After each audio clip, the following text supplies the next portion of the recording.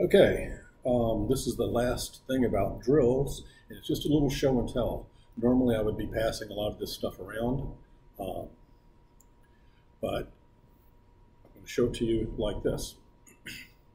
And I mentioned that the portable drill, the battery that you take out, very popular and mainstay of construction sites. There's some other kinds of hand drills, though, that are kind of interesting.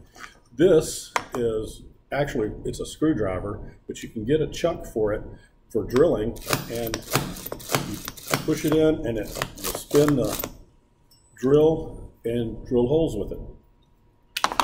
Push drill. There's also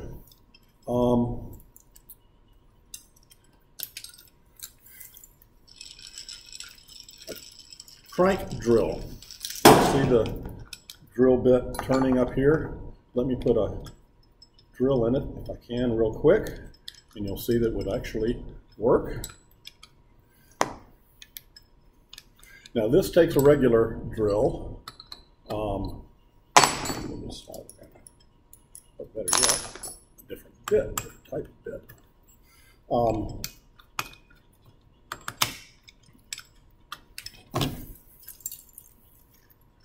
You can see the drill turning. This actually has a place here that you put it up against your chest so you can get some good torque on it. But you could do it without that. You could just do it straight up. This bit that I have in here is called a Forstner bit. It's for wood, and it has a round part that cuts, and it makes a very smooth cut into wood. Also out here what's called a brace. This is a brace, and you simply, when you're drilling with it, you turn this and it drills. Now you have to put a special kind of bit in there. You have to put one that has this kind of end to it. Try to get it to where you can see it best. The square end on the end of this is an auger bit, and you generally use a brace like this with an auger, because you're usually going to be making a pretty good size hole with something like this. And believe me, this will cut a hole pretty quick in a piece of wood. So you have it up here, and you'd be drilling, and pretty easy. Augers like this have a little threaded part, looks like a threaded part at the very tip, that has pulls into whatever it is you're doing. Maybe you're drilling a hole in a tree stump, but it'll get started there and start pulling through before it gets to the cutting teeth out here as it goes around. And this is just another type of brace, but it's very interesting in that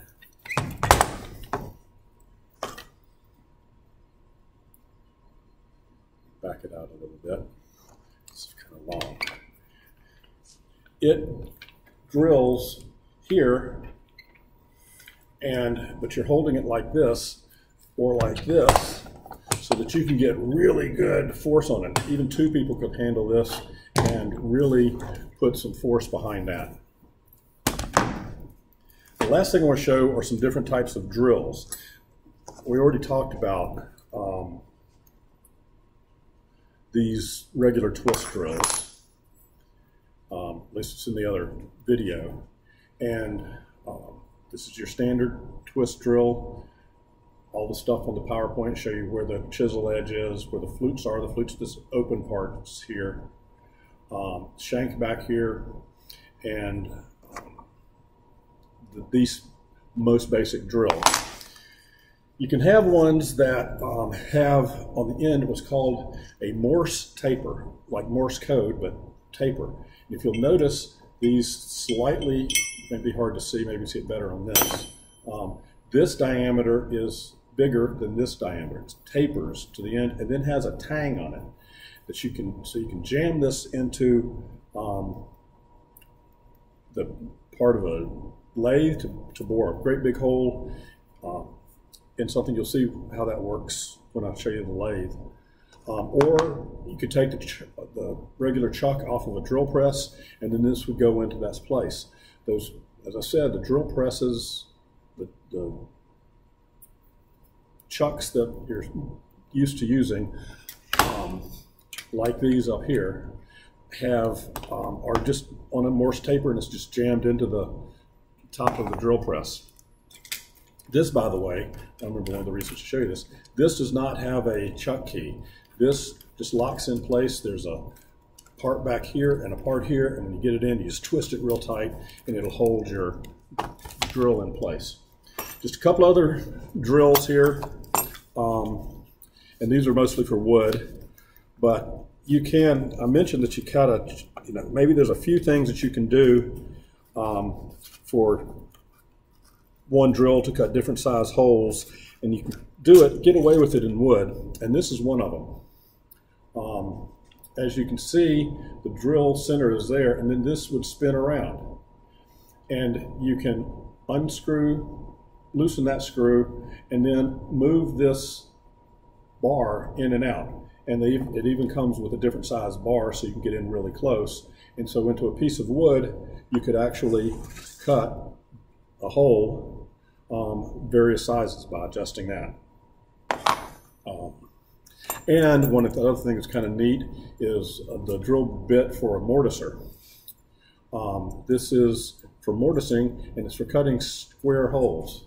If you look at it, it has a regular, kind of a regular drill bit, and then it has a cutter that comes down, and that cutter is square. Maybe hard to see. Show and tell is so much better than this.